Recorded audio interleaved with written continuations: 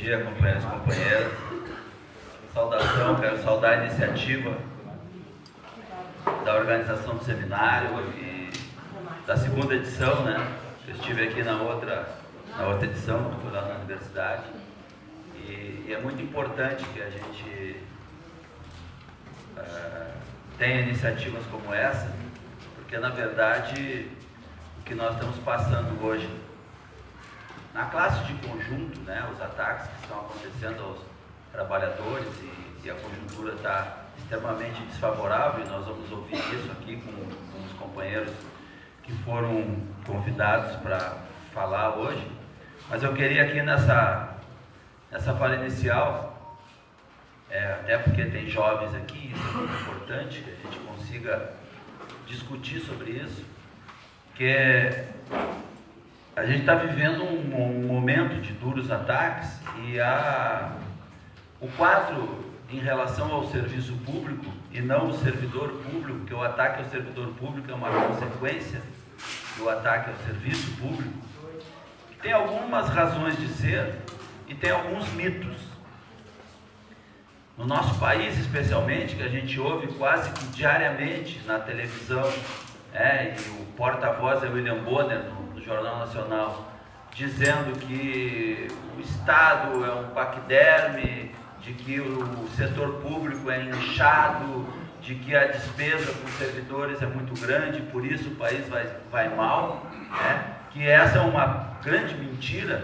Na verdade, no nosso país há uma carência de servidores públicos, essa é a verdade, há uma distorção, mas ao mesmo tempo há também este mito que é consagrado e que nós não temos espaços para desmenti-los, Então a gente tem tentado disseminar essas informações para que elas se multipliquem. Na verdade, as grandes sociedades, os grandes países apontados, como os países de melhor qualidade de vida do mundo, que são os países escandinavos, a Dinamarca, a Suécia, a Noruega e alguns outros países da Europa, eles têm 35 servidores públicos. Esse é o caso da Suécia, a Dinamarca, 35 servidores públicos para cada 100 trabalhadores. Então, 35% dos trabalhadores destes países são no setor público. A França tem 20%. Os Estados Unidos, que é a meca do liberalismo, que é o país que dito é o país centro do imperialismo mundial, tem 16%. E o Brasil tem 12 trabalhadores no setor público para cada 100. Portanto, é um mito de que aqui o Estado é muito inchado, muito pesado, que não consegue ter mobilidade. E é verdade, sim, isso a gente tem que reconhecer, que é uma distorção absoluta. Porque enquanto faltam professores, funcionários de escola, enquanto faltam médicos, enquanto faltam policiais, enfim, várias áreas que atendem a sociedade, falta gente. Do outro lado, sobra muito assessor parlamentar, por exemplo. Na França, cada deputado da França tem direito a 8 assessores. No Brasil é uma média de 25. Aqui sobram seguranças do Senado, aqui na Assembleia Legislativa do Estado tem assessoristas que ganham 20 mil por mês. Então, essas distorções do serviço público existem, fruto de como o nosso país não conseguiu se desenvolver e de como o nosso país tem esse atraso em relação aos demais. Porém, a partir daí, mesmo assim, a gente vai acompanhando que existe um brutal ataque, principalmente ao setor público. Isso a gente está vendo na esfera federal e está vendo também nos estados e nos municípios. Nós, particularmente, Porto Alegre, onde eu moro, a gente brinca lá que lá nós vivemos o alinhamento dos infernos lá, porque é Temer, Sartori e Marquesan do MBL. Então os três com a mesma política. Em Porto Alegre, semana retrasada, nós tivemos uma quarta-feira de luxo. Tivemos 3 atos públicos em Porto Alegre. Um de manhã contra o Sartori, um no início da tarde contra o Marquesan e outro no final da tarde contra o Temer. Quais eram as políticas que nós estávamos lá combatendo? As mesmas. Privatização, desmonte do setor público, ataques aos servidores, aos direitos da classe. E aí a gente sabe tudo o que está acontecendo dos ataques. E eu queria, muito rapidamente, assim, citar dois fatos em relação ao Sartori, que são muito simbólicos e que nós temos usado muito quando discutimos com os servidores públicos estaduais, e tem alguns aqui. Um é o discurso, né, do parcelamento de salário, da falta de dinheiro, do Estado quebrado, em contraposição a 15 dias atrás ele ter votado o Fundopem e concedido 9 bilhões de isenções fiscais para as grandes empresas. Então, como um Estado que diz que está falido, pode abrir mão de 9 bilhões em impostos para entregar para as grandes empresas. O que tem mais peso, o exemplo que tem mais peso nisso, é da relação do Estado e a isenção fiscal concedida para Videolab Inovar, que é uma empresa que fabrica capa de CD, caixinha de CD, cujo dono é o Lírio Parisotto, o 22º homem mais rico do mundo, e ele ganhou uma isenção fiscal do Estado do Rio Grande do Sul de 380 milhões de reais. E pasmem, 380 milhões de reais, e ele gera 5 empregos no Rio Grande do Sul. 5. A gente brinca que o cachorro-quente do Rosário, que está lá há 40 anos em Porto Alegre, e nunca ganhou um centavo de isenção, tem 8 funcionários.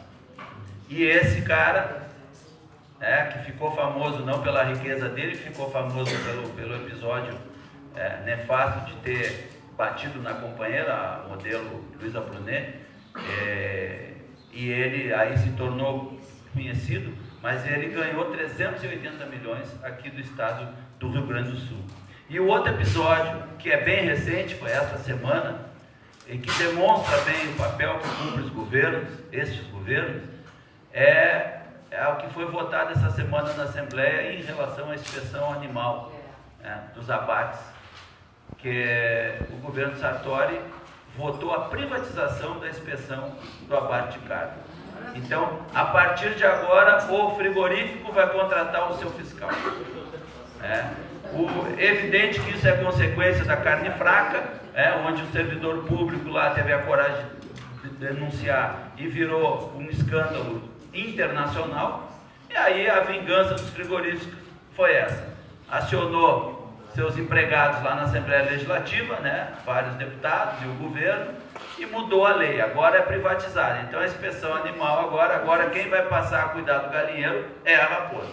Eles estão agora entregando. Então a segurança do alimento da população fica evidentemente muito frágil, e por outro lado enfraquece mais ainda o serviço público.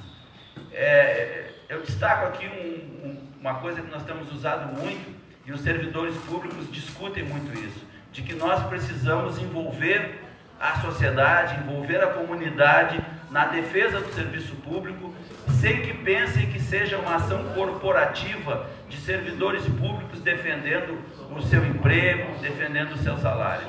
Tem uma coisa que é básica e que quem é servidor público sabe disso. É verdade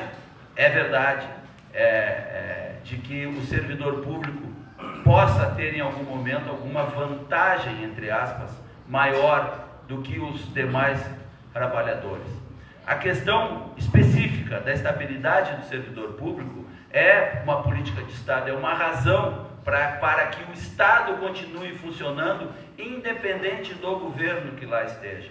Portanto, o servidor público, quando assume um cargo público, ele assume uma tarefa dupla. A primeira, de garantir o seu sustento e da sua família, que é para isso que ele fez o concurso público, para ter um salário, para viver daquele salário.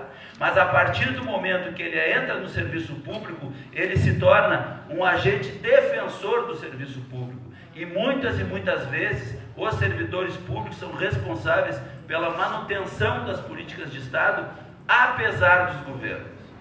Apesar dos governos. Companheiros que são aqui ligados à educação estadual, por exemplo, sabem muito bem o que eu estou dizendo, de quantas vezes companheiros e companheiras têm que comprar material, tinham que comprar giz, tinham que comprar, ou ajudar os alunos nesse sentido, pela falta do Estado cumprir o seu papel. Portanto, o servidor público ser atacado é parte de uma política de desmonte do Estado, de uma política de destruição do Estado e, evidentemente, para que eles atinjam seus objetivos finais, que é privatizar tudo que for rentável no Estado, eles precisam destruir também quem defende esse serviço público. E quem defende, via de regra, são os servidores públicos. Por isso, estamos sofrendo tantos ataques, inclusive na nossa organização sindical. Não sei se os companheiros e companheiras sabem, mas o governo Sartori encaminha agora um PL, uma lei, para terminar com as liberações sindicais em todo o setor público do Estado. Nós temos hoje, no Serviço Público Estadual, 370 servidores liberados para atuar nos sindicatos. A partir dessa nova lei, serão apenas 16, em todo o setor público do Estado, envolvendo todas as áreas. Portanto, é um ataque brutal que, evidentemente, vai enfraquecer a nossa luta. Nós temos grandes desafios. Eu acho que o momento de hoje é muito rico e, por isso, eu quero saudar a iniciativa e os convidados aqui, quero chamá-los.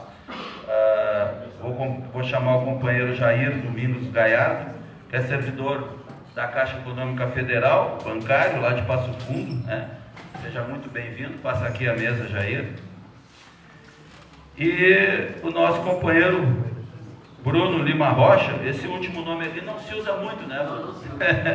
Que é um cientista social, habilitado em jornalismo pela Universidade Federal do Rio de Janeiro, mestrado e doutorado em ciência política pela URGS. O Bruno tem ocupado alguns espaços aí, apesar de ser militante de esquerda, tem ocupado alguns espaços aí, a gente tem acompanhado ele. Quero dizer para os companheiros, tenho muita honra de estar com eles aqui nessa mesa. Pelo que me passou a organização, meia hora para cada um, e depois a gente então vai abrir para as intervenções, ok? Jair inicia? Certo, então eu marco o tempo com a palavra ao companheiro Jair Galhardo.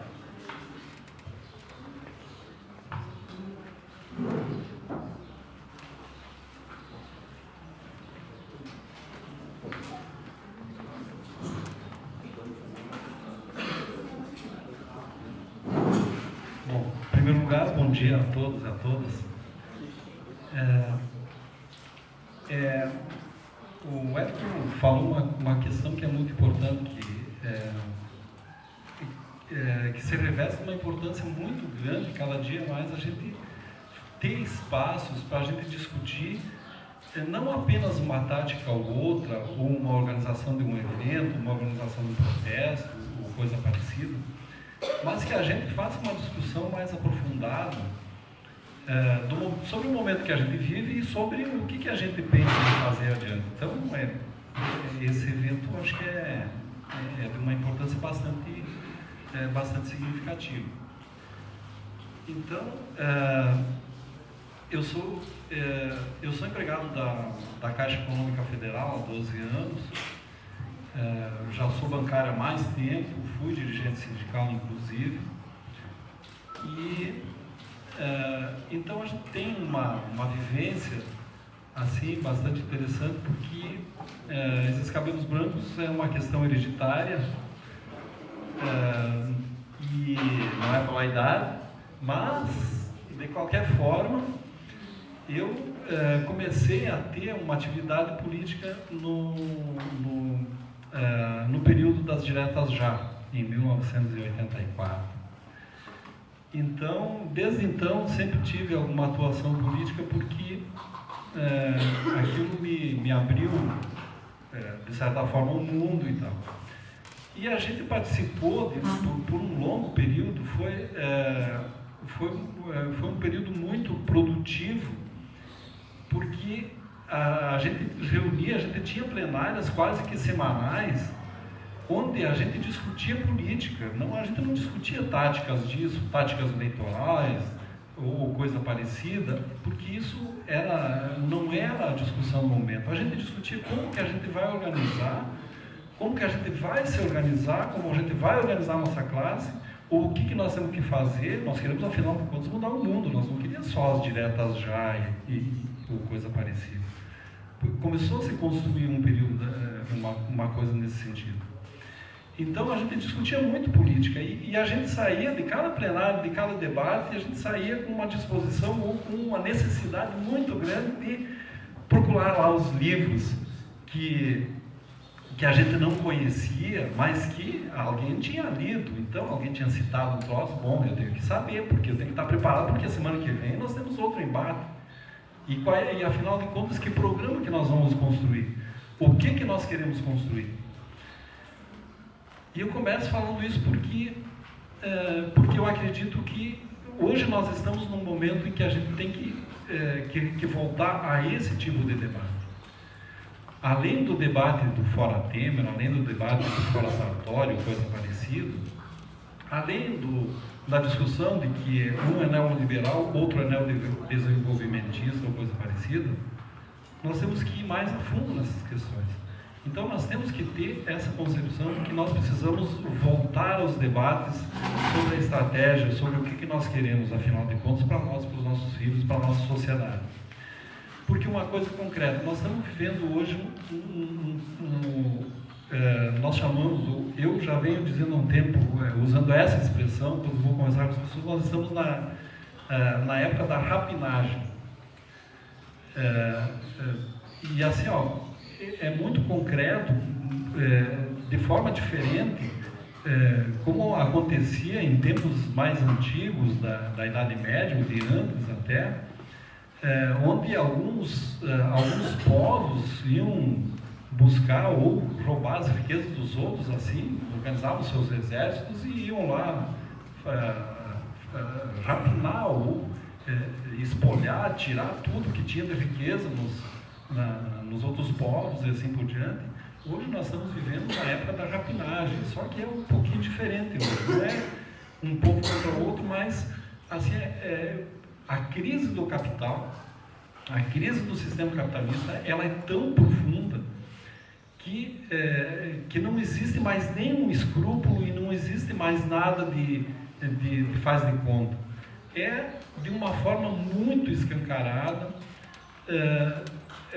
o processo de rapinagem que se faz no mundo inteiro. E isso se agravou com a crise de 2000, que a gente, que o Marx, e o Lenin e tal, desenvolveram toda essa discussão, que é a crise de superprodução do capital. Uma crise muito profunda que pegou, que explodiu nos países centrais, mas que a conta sempre ela é distribuída. Eu nunca me esqueço, nesse período de 2008, eu estava fazendo um curso de gestão pública, então tinha um professor de economia e tal, dizendo, não, mas olha, os governos estão dando conta, está sendo resolvido e tal, tanto nos Estados Unidos, na Europa e tudo, né? Eu disse, não, resolvido não. O que está sendo feito está se dando um fôlego, mas a conta ela tem que vir. Ela vai vir ela vai para alguém. E quem que paga a conta? Aí é que a gente tem que de novo buscar nos alfarábios, aqueles livros que muitos, depois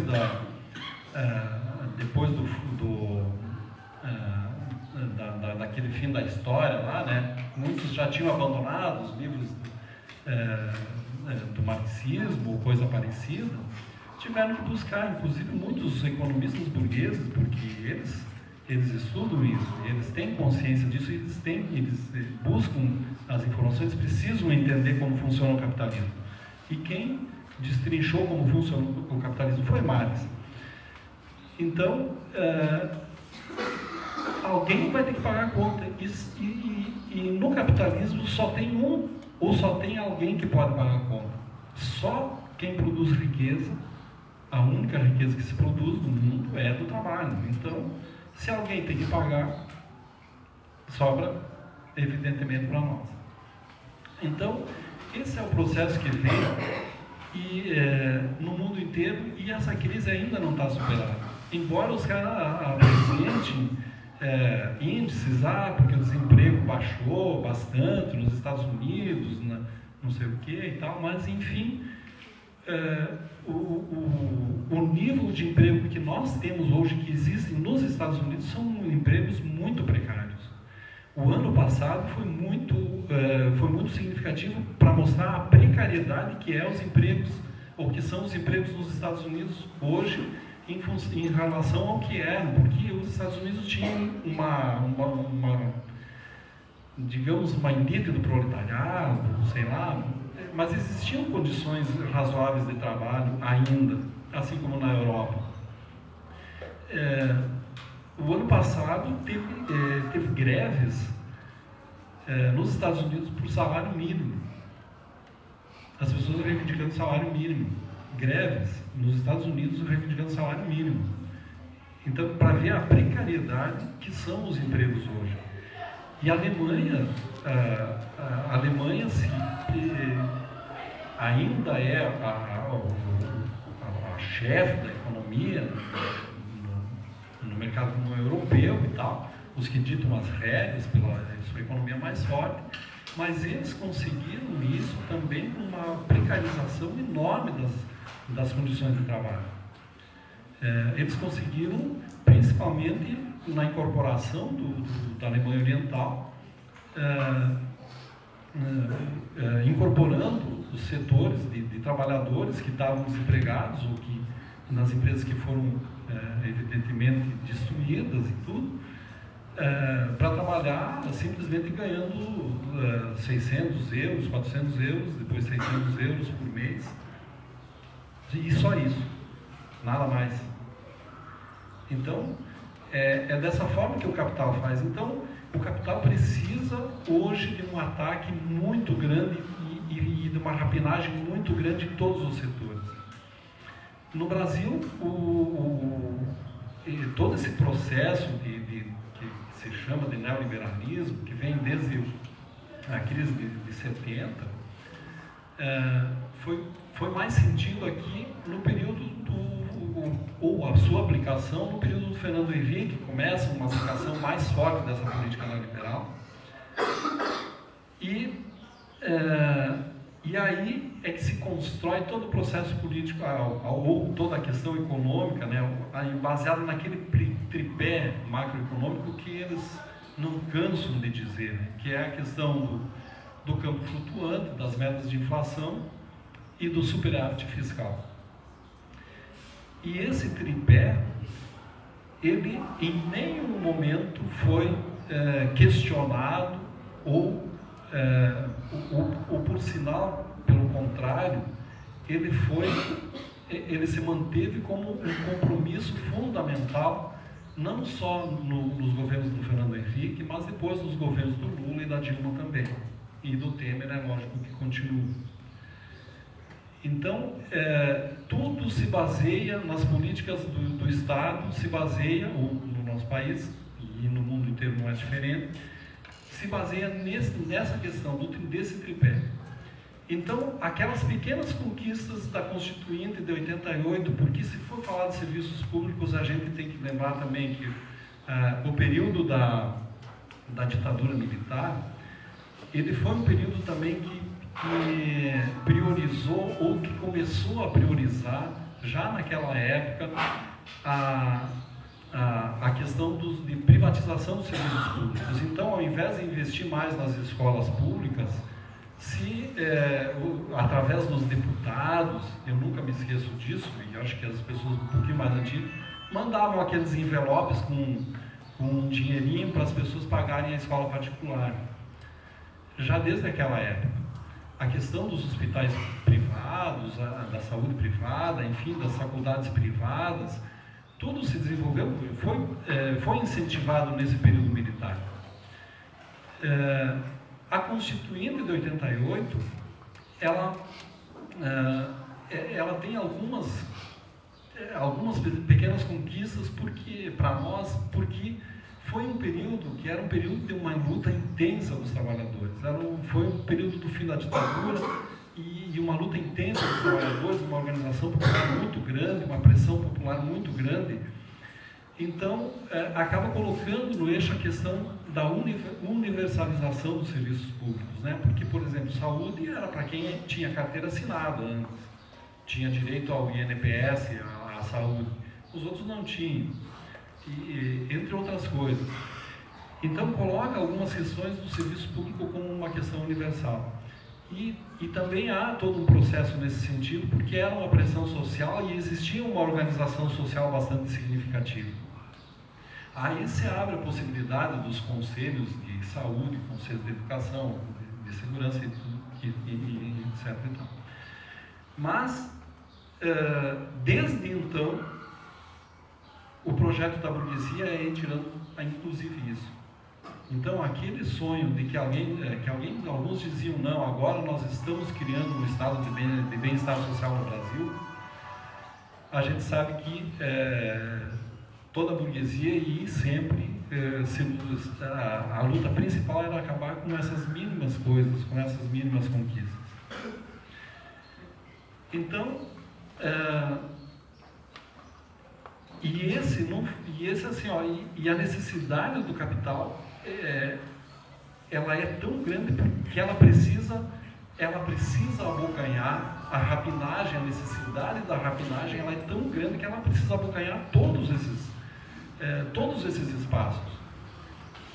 Ela precisa ganhar dinheiro na educação, que teria que ser pública, nas estradas, daqui a uns dias vai ser nas ruas da cidade, com certeza, privatizado, de repente as ruas da cidade, então, não se discute em privatizar praças, enfim, por que não as ruas da cidade? Vamos conceder para a iniciativa privada.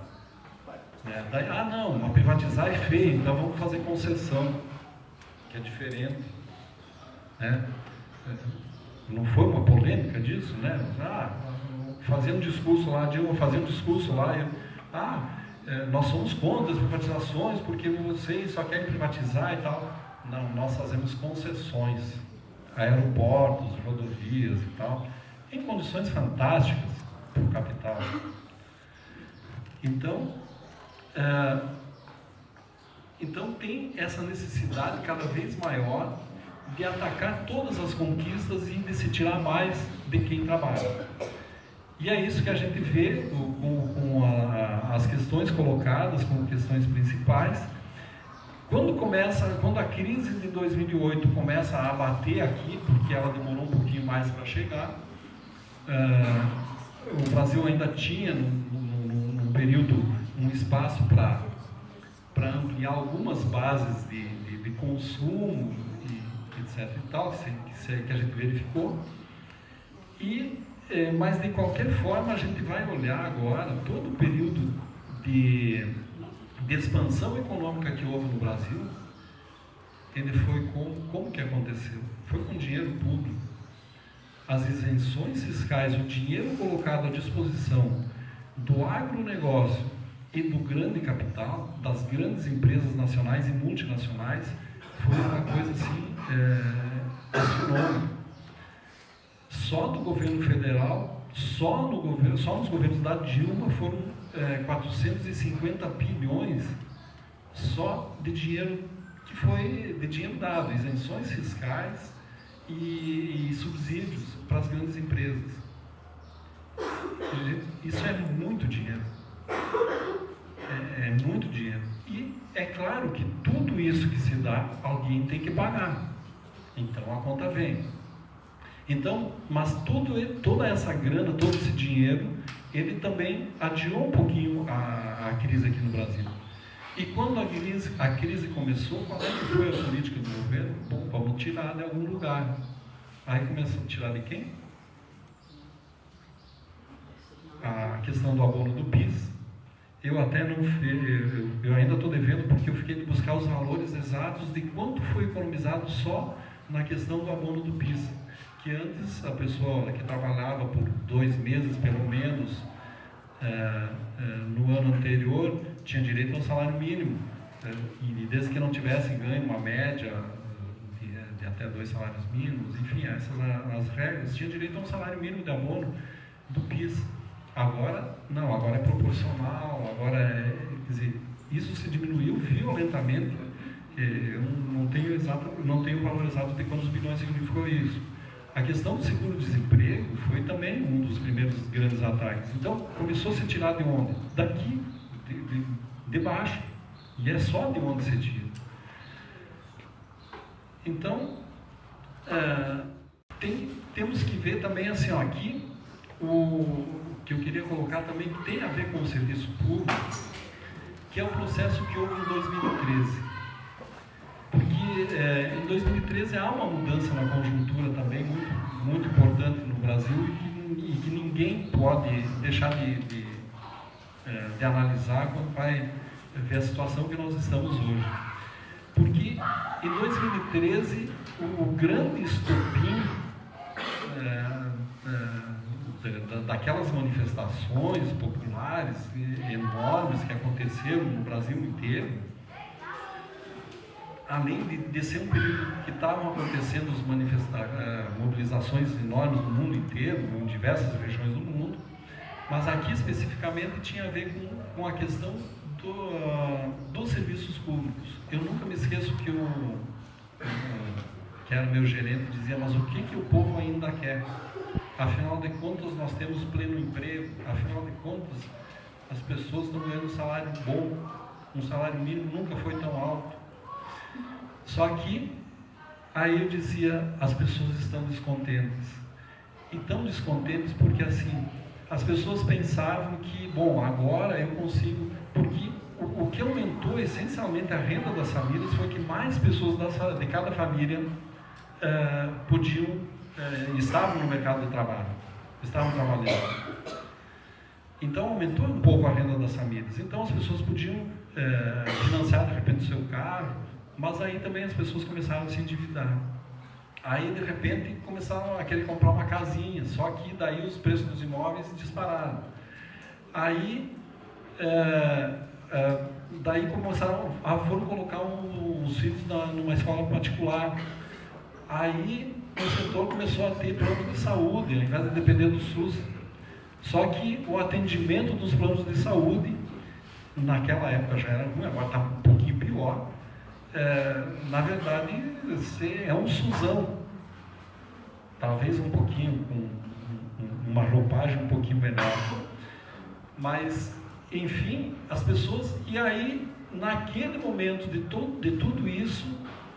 e o transporte terrível, continuava aquele inferno para as pessoas irem voltar do seu trabalho, principalmente nas grandes cidades e tudo mais. E junto com isso, aí se constroem estádios fabulosos.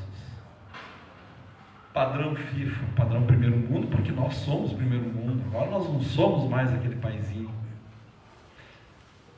E se constrói em tempo recorde. E as escolas continuam onde as pessoas vão, continuam assim. Eu sempre digo que cada vez que eu entro numa escola estadual, eu fico deprimido, porque assim, as escolas são as mesmas de quando eu estudei, só que em piores condições. Então, e aí se constrói aqueles estádios e se divulga todos os dias, porque estádio tal, tantos bilhões, tantos milhões, lá tantos milhões, não, porque agora vai, porque isso, aquilo, coisa mais maravilhosa. Aí as pessoas veem todo aquele dinheiro indo para lá, e para nós aqui, continuamos nós a míngua em tudo. E além disso, aqui estoura aquilo que as pessoas todas sabiam, porque havia, já naquela época, ou antes disso, aquela visão geral de que a corrupção sempre rolou solta nos serviços públicos e nesse tipo de serviço, nas obras e tudo mais, que sempre rolou solta em todos os governos.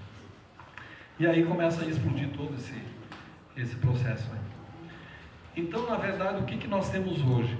Hoje nós temos uma guerra muito grande do capital, é uma guerra social muito grande contra os trabalhadores, é um desmonte completo dos serviços públicos, dos estados e tal, mas mesmo com tudo, com toda essa crise que se fala, ou com toda essa falta de dinheiro, não se deixa de dar os subsídios fiscais, que o Érico citou antes aqui, e isso o Rio de Janeiro, nos últimos 15 anos, eu acho que foram mais de 200 bilhões de isenções fiscais. Estavam completamente quebrados. O Rio de Janeiro é inconcebível porque, assim, o quanto de dinheiro eles ganhavam só de royalties do petróleo. alguns anos atrás, hoje diminuiu, porque o preço do petróleo também diminuiu, mas eles ganharam muito dinheiro. Se foi tudo para ontem. Então, assim, ó, no Brasil, o Brasil foi fundamental para salvar a GM, para salvar a Ford, para salvar a Fiat, alguns anos atrás, que estava quebrada também. O Brasil foi fundamental para salvar eles. Então, essas questões são muito importantes que a gente relembre, porque assim, ó, e tudo isso continua, apesar de toda a crise. O que se faz? Não, vamos tirar mais dos trabalhadores, porque nós precisamos salvar as empresas, nós precisamos salvar o capital. E se faz isso de forma cada vez mais escancarada. E aí tem um problema. E aí é o grande problema nosso. Como é que é a votação das isenções fiscais? Aqui do Estado, por exemplo, do Fundo PEN e tal. 3 votos contra. Esses 3 votos contra aqui. Aí, qual é que é a oposição que existe a isso? Quem está na oposição a isso hoje? Quem denuncia isso? No máximo, alguns pedem que tenha transparência. É claro que eles não vão ter transparência, porque eles não podem sair dizendo, olha, nós damos lá 380 milhões lá para o Parisoto e tal, porque é um cara gente boa. O gente boa do Estado não vai dizer isso para o povo, né? Então, nós temos um problema no nosso lado onde que se diz oposição. Assim como na questão da reforma trabalhista, na questão da reforma da Previdência e tudo mais, no nosso campo dos trabalhadores, nós estamos desamparados. Esse ano foi um ano fantástico em termos da organização da luta dos trabalhadores. Em 8 de março, ninguém esperava que houvesse as manifestações que houveram, que aconteceram no Brasil. Foram manifestações do Dia Internacional da Mulher que nunca tinha acontecido nessa proporção aqui no Brasil. E aí foi logo em seguida, no dia 15 de março, um dia de luta, depois com paralisações e tudo mais. E aí veio a grande greve de 30 de junho, de 28 de abril, que foi uma greve fantástica. Teve um mínimo de unidade das centrais sindicais, das entidades que ainda representam os trabalhadores, e aconteceu a greve. Foi uma grande greve no Brasil. E o Temer estava prestes a cair também, porque a justiça se apavorou, disse, olha, nós não vamos mais segurar o troço. Aí tem aquela manifestação em Brasília, né? Enfrentamento muito grande. Gente, isso tudo estava no seu auge. Aí o que um setor da burguesia, do capital faz? O Temer não tem mais como manter. Nós precisamos rever isso aí. Aí estouram, sempre alguns argumentos, histórias do escândalo do Joesley, etc. e tal. Enfim, que demonstra, e nesse período foi uma divisão muito grande, porque tinha um setor, por exemplo, ligado à Globo e alguns outros setores da imprensa ali, que defendia claramente que tinha que tirar o Temer naquele momento, que não dava mais para segurar. Mas qual era a preocupação deles? Não, nós precisamos de um governo que implemente essas reformas. E tem um outro setor que não, nós temos que segurar o Temer para ele conseguir implementar essas reformas. E o Temer só está lá por uma coisa, porque as organizações dos trabalhadores deixaram que ele estivesse. E aí eu não estou falando da força sindical do Paulinho da Força, porque ele faz parte do governo Temer. Eu estou falando da CUT também. Porque, assim, ó, a greve de 30, que estava marcado como greve geral, que foi uma briga para marcar, mas que depois foi marcada ali para 30 de junho, houve uma puxada de tapete muito grande. E não foi só da força sindical, da UGT e Companhia Limitada. Foi uma puxada de tapete da CUT, assim, sempre assim, escancarada. Chegou um, por exemplo, do sindicato que eu faço parte lá, marcou a assembleia para discutir a greve. No dia e horário da assembleia, o sindicato estava fechado. Assim, ó, nos rodoviários, bom, eu fui em porta de fábrica, onde o sindicato não aparecia mais de um mês. No meu local de trabalho, nesse período anterior, a 30 de junho, 15 dias sem aparecer um dirigente sindical. Então, assim, ó, e infelizmente as pessoas ainda precisam sentir a força da sua entidade, da sua organização, para poder lutar. Então, o que na minha ideia a gente precisa discutir nesse período? Uma que é assim, ó, nós precisamos, com a reforma trabalhista, a lei de terceirizações, as nossas entidades também, que aqui a maioria das pessoas são ligadas a alguma entidade sindical ou popular, nós precisamos rever nossas discussões. Agora tem alguns dirigentes lá do sindicato que estavam lá meio apavorados, mas como é que vai ser agora o sindicato? Bom, no período de concluir a greve, nem estava nem aí, né? Agora, então, vamos ver. Mas assim, ó, nós temos que discutir algumas coisas que são fundamentais. Uma que é assim, nós temos que voltar a discutir estratégia. O que nós queremos? Que programa que nós precisamos construir para nós enfrentar todo esse desmonte que tem? Sabendo que, como comprovou nesse ano aqui no Brasil, e também comprova em todos os lugares do mundo, existe uma disposição das pessoas de lutar. O que falta é justamente as pessoas se sentirem fortalecidas e sentirem confiança em um programa de luta. As pessoas lutaram contra a reforma da Previdência, lutaram contra a opressão da mulher, lutaram contra a reforma trabalhista, lutaram sim, estavam dispostas a lutar. Onde houve organização, houve luta, houve resistência e há resistência. Então, nós precisamos ter claro isso, porque nós precisamos construir um programa diferente. E aí é que é o grande problema, porque nós temos duas possibilidades. Uma é nós direcionarmos toda a possibilidade de organização e de luta popular e sindical, enfim, do povo, dos trabalhadores, da nossa classe, para as eleições de 2018, achando que dessa forma nós vamos conseguir resolver alguma coisa disso, pela via institucional. E outra possibilidade é nós termos um plano alternativo e muito concreto para a gente poder enfrentar o capital. E aí é que está o grande problema e a grande encrenca que nós, enquanto organizações sociais, estamos hoje. Porque em todo esse período, o que foi mais cruel, no meu entendimento, o que foi mais cruel foi que as nossas entidades, as nossas organizações, uma grande parte delas baixaram as bandeiras. Nos governos de Frente Popular, o MST baixou as bandeiras, parou de lutar pela reforma agrária. O MPA, que era uma luta no campo dos pequenos agricultores, praticamente já não existe. Raramente se vê alguma bandeirinha, que estava em todas as manifestações. As organizações sindicais,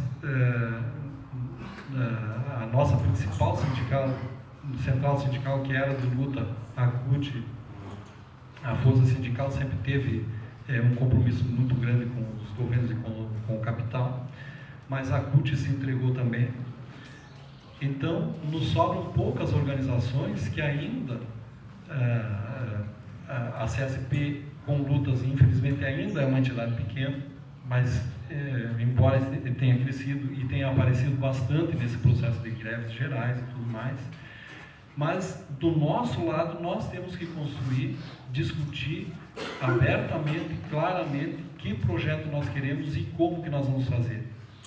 Primeiro que assim, nas nossas entidades, os nossos sindicatos não podem continuar sendo o sindicato que defende a sua categoria. Nós temos que romper com isso, porque nós precisamos organizar as pessoas de forma diferente,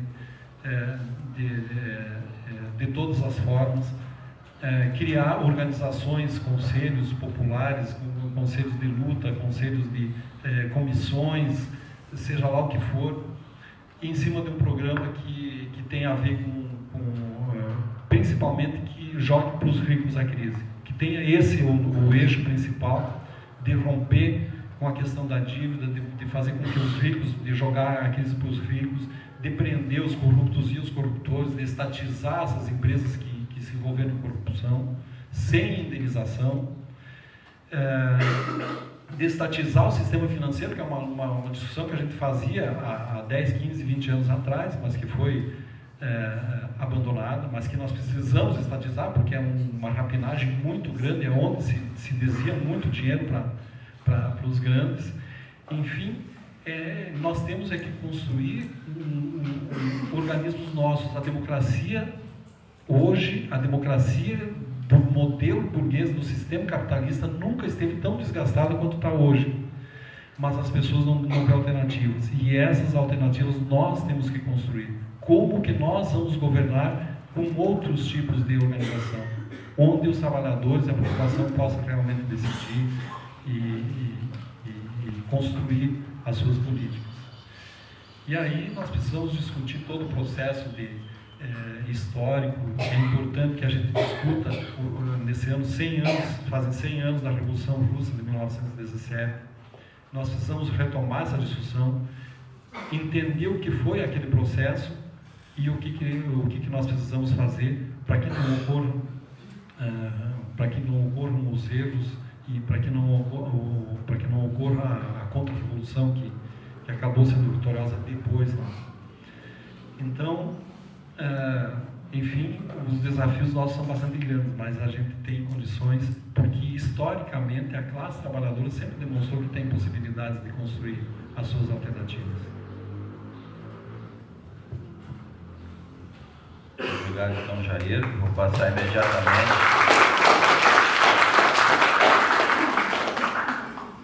Professor Bruno Lima Rocha.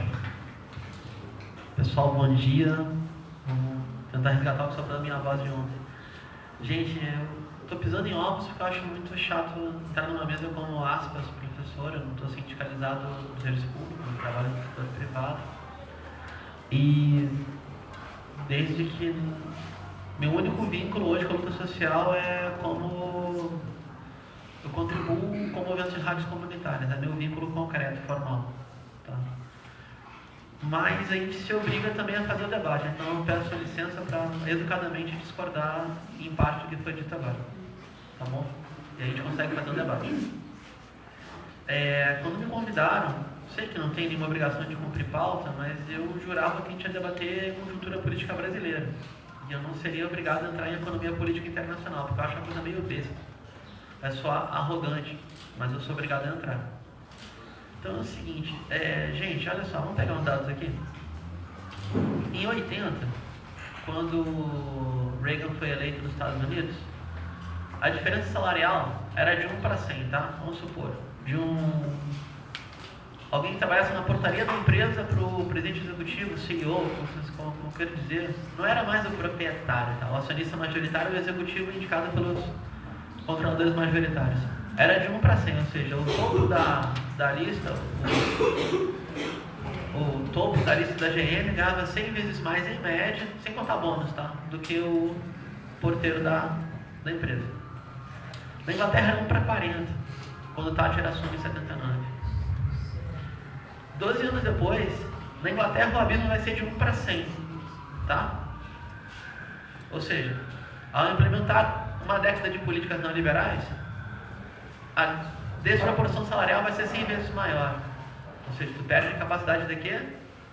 De renda, de vida, de coexistência pacífica num sistema capitalista avançado como é o inglês, e nos Estados Unidos, 1 para 372 ou para 365, não sabe ao certo ainda. Ah, tu tirou isso da onde? De um economista do Partido Democrata, Paul Krugman. 112 anos de governos neoliberais, eles conseguiram ter esta absurda margem de abismo social. Que diabo de crise é essa? A não ser que a gente admita que o capitalismo quer gerar felicidade pra gente. Com todo respeito, crise inexorável é uma tendência a um pensamento mágico que um dia vai acontecer. foi nem culpa do Marx, não. Era o paradigma científico do século XIX, não. Que cientificamente um dia as forças produtivas vão evoluir a tal ponto, o paradigma evolutivo, darwiniano, e que um dia chegará. Chegou nada. Chegaram os oligarcas russos. Tá? Não tem crise nenhuma. A gente está tomando rodo tudo quanto é lado. Vamos entender bem. O que seria a gente não estar em crise? Por exemplo, vamos para o centro do capitalismo mundial na Segunda Guerra Mundial. Tá? Depois.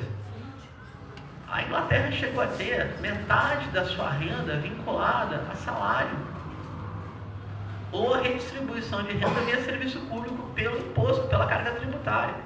Padrão escandinavo como hoje. Tá? Aí a classe trabalhadora inglesa tinha muito poder. O que ela fazia com esse poder? Levantava uma bandeirinha branca e voltava ao Partido Democrata, ao Partido Trabalhista. O uso do poder, com todo respeito, era puro peleguismo. Era convivência pacífica dentro do sistema. Se a gente não entender o jogo político como analogia da guerra, a gente está buscando uma razão universal que no meu entendimento não existe, nunca existiu. Tá? Vamos chegar aqui, ó. Vamos tentar seguir aqui um pouquinho. De fato, os governos Lula e Dilma, tá? O governo do lulismo, está coberto de razão, eles mantiveram a estrutura macroeconômica do desenho anterior. Até a nova matriz econômica do Guido Mantega. Aí a coisa variou um pouco. Aí era literalmente acender duas velas ao mesmo tempo para santos diferentes, para fazer milagres diferentes. A nova matriz econômica de Mantega aumentava horrores o subsídio, apostando no capitalismo brasileiro oligopolista. E isso foi concomitante com o mínimo que chegou o patamar da dívida pública interna, que bateu 7 pontos em janeiro de 2011. Se a gente for pegar 2013, a curva da dívida está lá em cima de novo, está batendo 10, 11. Tá? Não tem como, aí não tem como. Não tem como financiar o capital, aspas, nacional ou de famílias brasileiras e entregar para a banca 35, 40% do orçamento executado. Não é o que foi arrecadado, foi executado, tá? Na arrecadação, a dívida incide menos. Na hora de gastar o dinheiro, incide mais. Do que nós gastamos, a média, segundo o Senado Federal, os dados atualizados pela Auditoria Estadual da Dívida, dá 4,2 em 10. Ou seja, de cada R$10 que o Brasil gasta, 4,20 vai para o agiota. Só que o agiota ele não é uma externalidade, não está fora do Estado, está dentro do Estado. Você tem que entender. Então, quando a gente pensa, hipótese A, vamos lá, com todo respeito, tá? A tática eleitoral levará um governo dos trabalhadores? Sim, levará um golpe de Estado. Estou falando sério. Não é futurologia, não. Vamos pensar. Se derrubaram um governo que era de centro-direita, em 2016, pelo mecanismo de um impeachment fajuto, em função de um alinhamento internacional que podia desbancar para o outro lado, e estava se deslocando, havia um deslocamento do Brasil para um eixo novo, tá? Que também não tem nada de socialismo. São sociedades execráveis, tenebrosas, terríveis. Tipo, uma reunião começa na China, era proibido, estava todo mundo em campo. Na Rússia, não sei. Na Índia, talvez. Mas o sistema indiano de criança deve ser de casca. Na Rússia, o Vladimir Putin, que é um homem erudito, joga com homofobia para ganhar base eleitoral. Então, tipo, são sociedades execráveis, indefensáveis. Agora, na disputa de poder entre o ruim e o péssimo, mesmo o Brasil inclinando para o ruim, estava se deslocando do seu eixo. Você está defendendo o governo de Dilma? Eu não, eu voto em zumbi e CPE a vida inteira. Não defendo nada. Agora, eu não vou mudar uma caracterização para levantar uma bandeira política. O sistema de crenças é uma coisa, a análise teórica é outra. Pelo menos de onde eu venho. Eu não vou deixar de crer porque a teoria nos comprovou. Vou deixar de crer em liberdade e justiça porque a teoria nos comprovou. A não ser que eu creia na ciência, eu sou um cientificista. Tá? Vamos voltar aqui? Então, o que eu entendo que eu posso contribuir nesta manhã de hoje? Tá? Vamos mais ou menos localizar quando foi o que os gringos chamam de óbice, né? Turning point, onde a roda gira e começa a debandar tudo. Mas todo mundo que concorda que os governos de Lula e Dilma foram um pacto de classe. tá? Pacto esse que as bases sociais organizadas por esquerda não foram consultadas. A gente pode fazer uma profunda autocrítica, todos nós. Assim. A esquerda do PT pode fazer uma profunda autocrítica. Não se construiu uma unidade real. Não se construiu, sabe disso.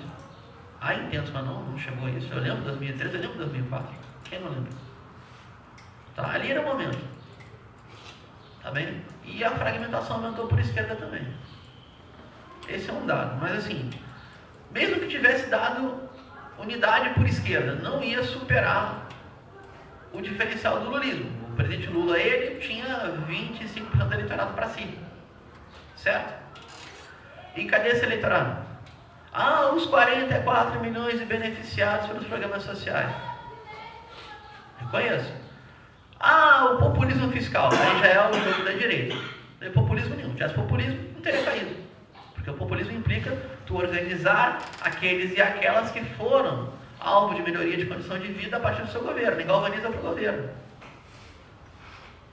44 milhões de pessoas entregam essa loucura pós-fordista da correria de trabalho e estudo. Tem família, pendurado no endividamento, o companheiro está certo também, foi uma bolha de consumo. E sem vínculo ideológico. Sem nenhuma garantia ideológica. Então, vamos lá, base social. Solto, soltinho. E o outro lado? Quando é que o outro lado resolveu derrubar? De vez. Meu entendimento? Quando a Fiesp anunciou. A Fiesp é o canto do cisne. Quando a Fiesp anuncia. Quando é que a Fiesp anuncia? Quando o Levi cai.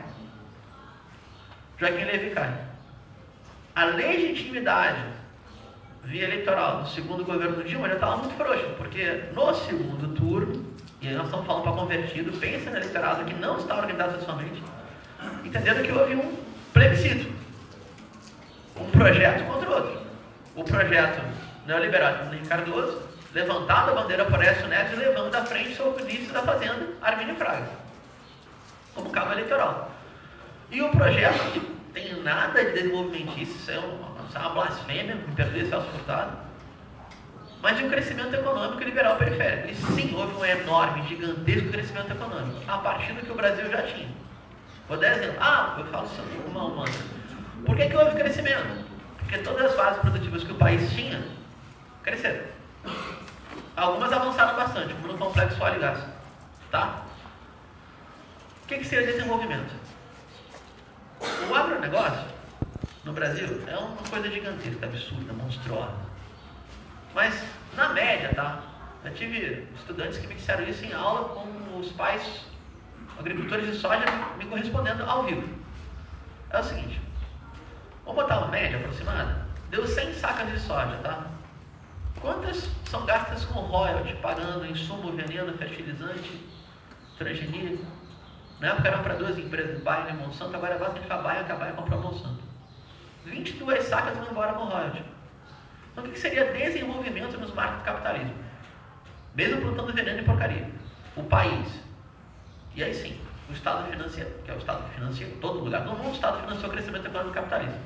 Não sei que tem outro planeta que tenha sido outra coisa. O planeta inteiro foi isso. O Estado financia, tá? E avança para cima da química. Avança na produção em larga escala da química. O Brasil teria capacidade tecnológica? Teria porque tem Embrapa. A Embrapa é uma potência na produção agropecuária e tem Embrapa Soja, que os caras são geniais. Tu concorda com o que eles fazem? Eu acho horrível, acho horroroso, acho péssimo. Não quero um país que plante soja do Oiapoque ao Chuí. Mas eles têm a condição científica de fazê-lo. Tá? Isso dá uma noção de descolamento. Um país que tem in vitro, né, que tem em modulação, fala português, que pode fazer de forma laboratorial avanços tecnológicos e tem capacidade de investimento, é um país perigoso no sistema internacional. Mesmo que a sua direção seja beleza e tenha feito um pacto de classe com um bando de bandidos. É o que acontece. Feito o José Safadão e companhia. Tá? Foram as escolhas. Tá bem? Então por que não derrubaram o governo de esquerda? Porque as coisas são mais profundas do que a gente imagina. E até o mapa ideológico que a gente opera nas esquerdas, da primeira internacional para cá, não é um mapa ideológico que a direita opera. A direita brasileira cada vez mais ela é americanizada, desculpa, estadunidense. Então eles sentiram o cheiro de Estado, ó, isso é esquerda.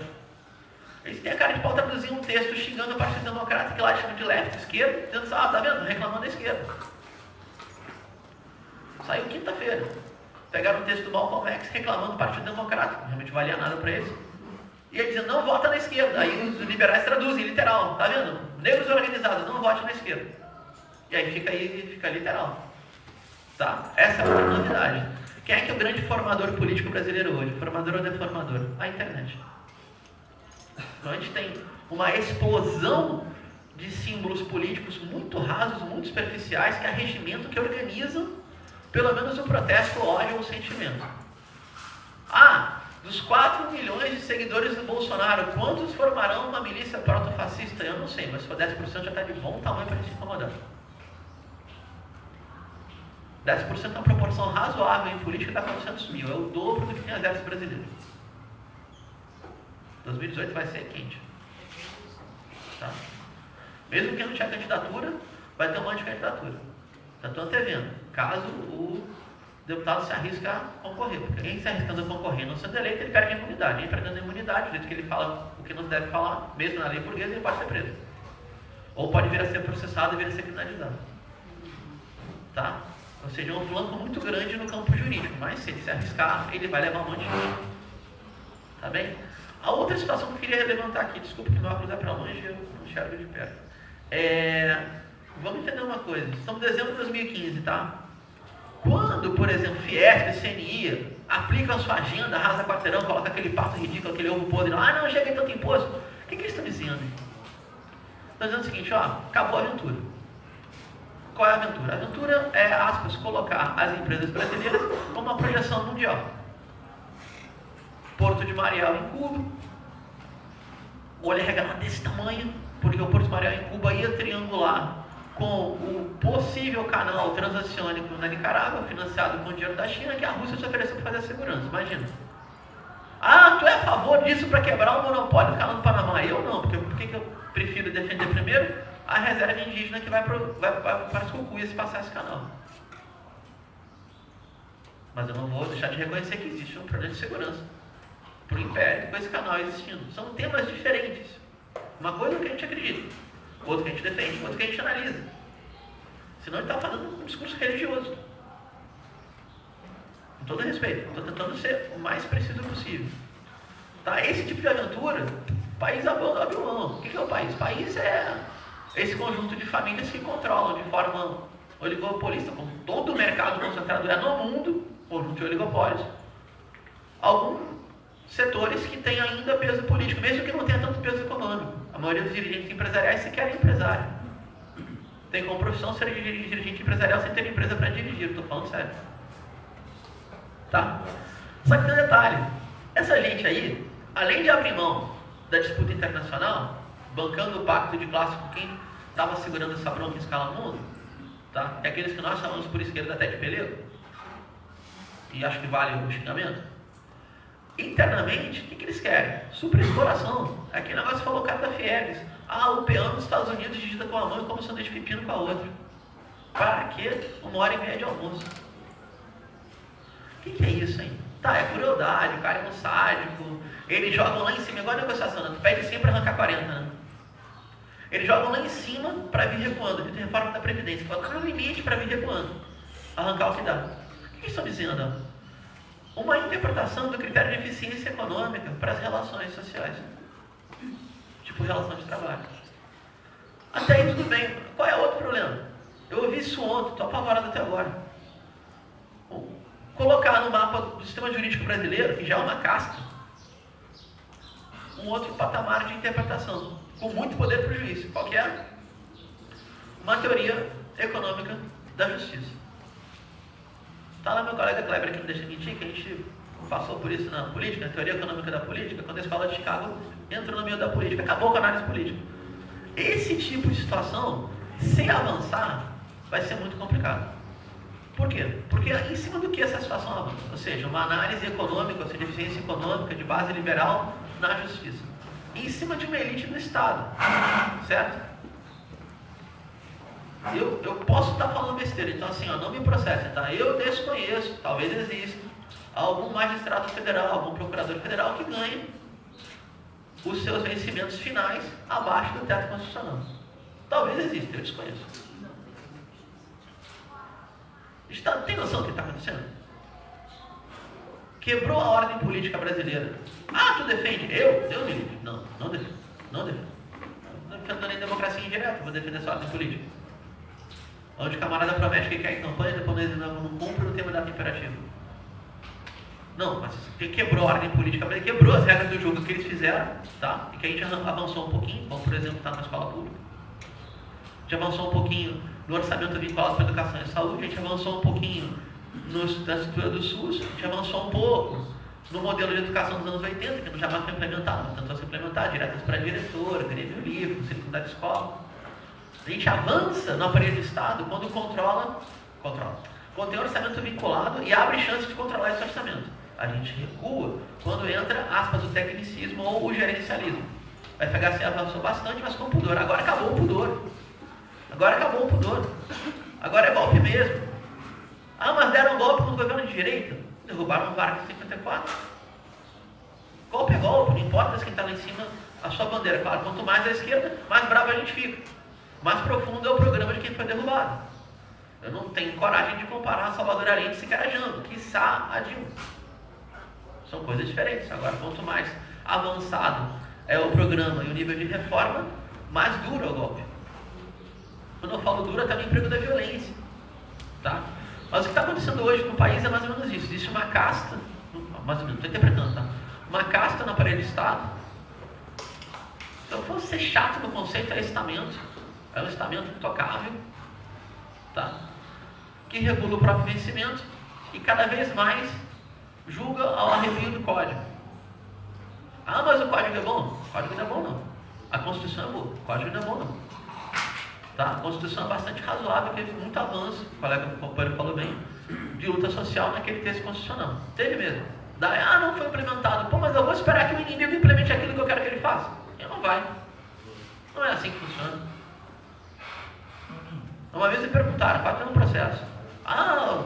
Tu acha que agora a grande meta do presidente do Senado, José Sarney, é garantir a transparência no Senado? Eu falei, não, absolutamente ao contrário. Como assim? Se alguém acha que a gestão do Sarney e seus descendentes políticos vai ser transparente, vive em outro planeta. Né? A meta dele, como operador político, é manter o jogo como está, com seus benefícios. Então temos uma crise ética no Senado. Muito pelo contrário, o Senado é profundamente ético. Como assim? A ética não é uma só, a ética não é universal. Para o ethos de comportamento deles, eles estão coerentes. Pessoal, o buraco é bem mais embaixo, tá? Bem mais embaixo. Serve para denúncia. Tipo aquela ex-vice ou ex-primeira-dama de Roraima que torrou quase 40 mil para levar um funkeiro para fazer sua festa. Fosse o Roberto Carlos, ia xingar do mesmo jeito, assim. É uma brincadeira de coronelismo e sua ostentação. É uma das redatoras da reforma política. O que está acontecendo? Além da casta e estamento no judiciário, /MPF, além da influência, profunda influência de matrizes estadunidenses nesse processo de pensamento deles, e muitas vezes com uma desculpa. Tem um colega que falou uma vez. Eu já ouvi sentença de desembargador. Julgo porque a literatura me permite. Meu Deus. Julgo porque está no texto. É muito perigoso, está muito perigoso o que está acontecendo. O que mais?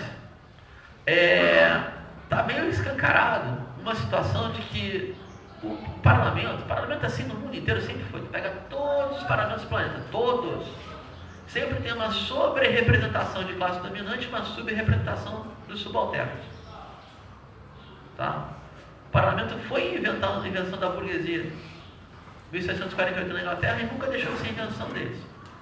Claro, um governo com inclinações de reforma profunda, com maioria no parlamento, preparem-se. Um governo que tinha 40% de votos no parlamento, uma profunda intenção de reforma, Salvador Allende, você viu o que deu? Não estou brincando, estou falando sério. Tá? Você está jogando verde para Colher Maduro. Como você não tem uma tática eleitoral, você está defendendo que não estou falando tanto que aqueles companheiros que têm a consequência da tática eleitoral saibam que uma vez governo, a chance de serem derrubados é muito grande. Se não se levar isso em conta desde o começo, a gente não está jogando sério. Tá? E aí as ideias se confluem.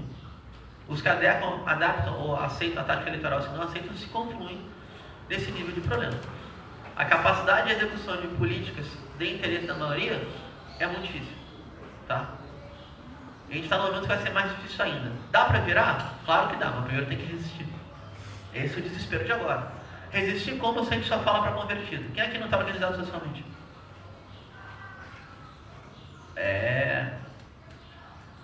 Então, é o beabá do beabá, tem que ir para a caixinha mesmo. O esforço de quem está organizado, além de resistir onde se está já organizado, é atingir quem não está organizado.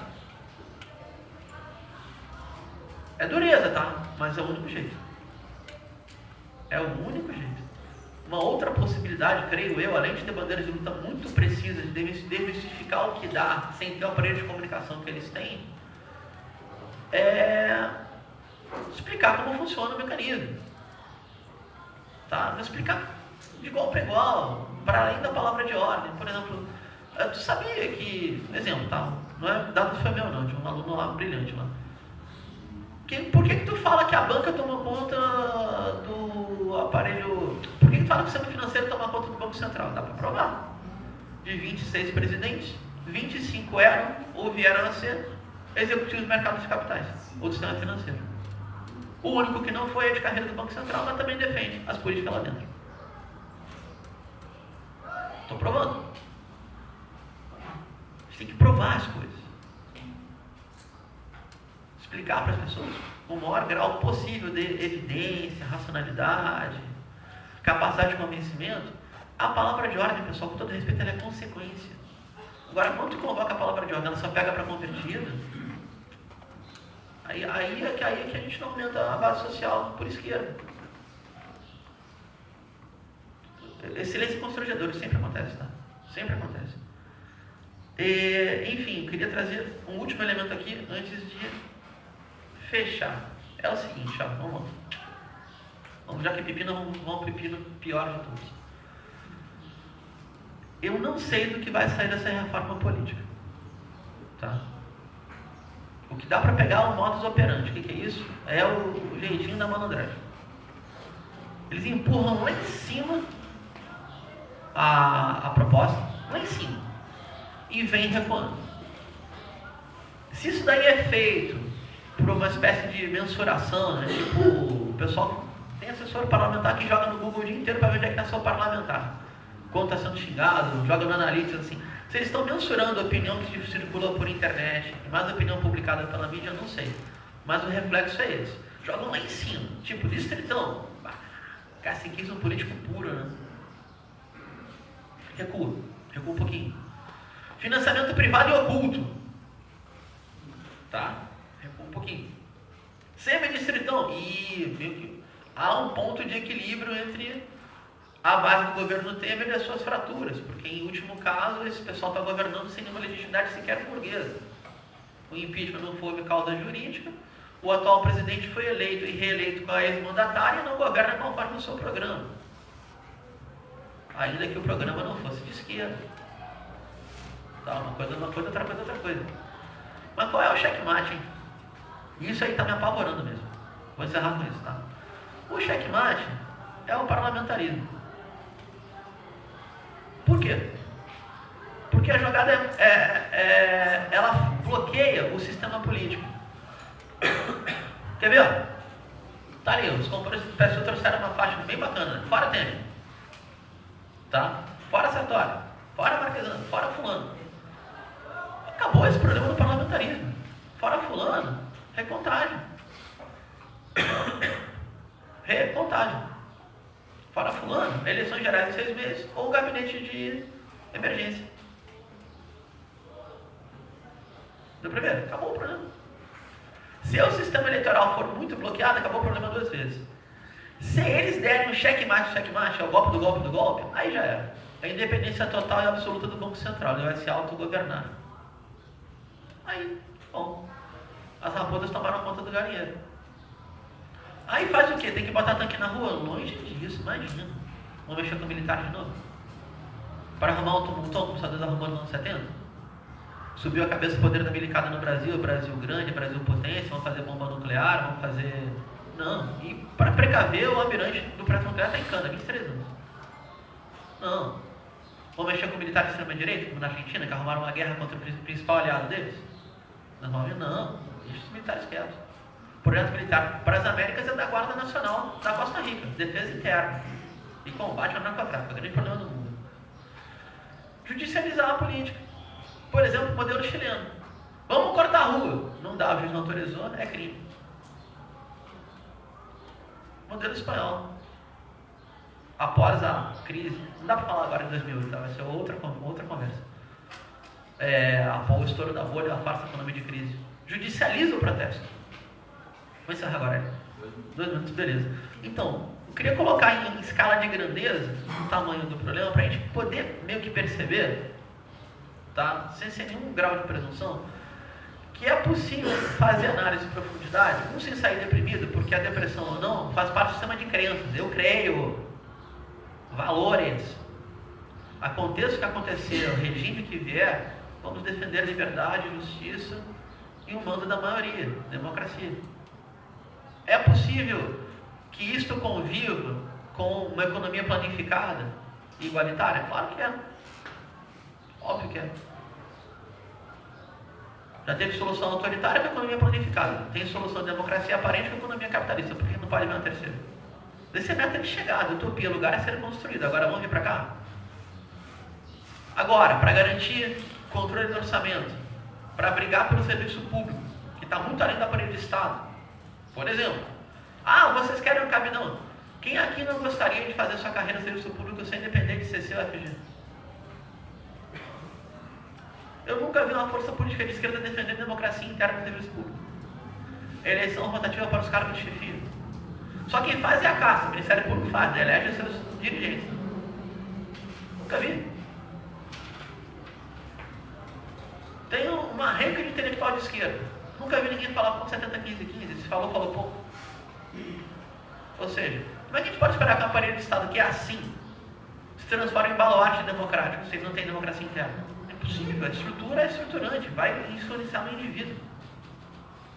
Tá? Essa bandeira que pode pegar. E, de imediato, sincero e honestamente, já que o Congresso tem esse perfil de que eles largam lá em cima a proposta, tu xinga, eles recuam, como aquela história de sobretaxar a banda larga em casa, lembram disso? Tem uma cota mínima para banda larga, e se gastasse a mais aumentar, como é no pacote da banda larga móvel. Tentaram ensaiar isso aí, foi um xingão só e recuaram. Isso é a novidade.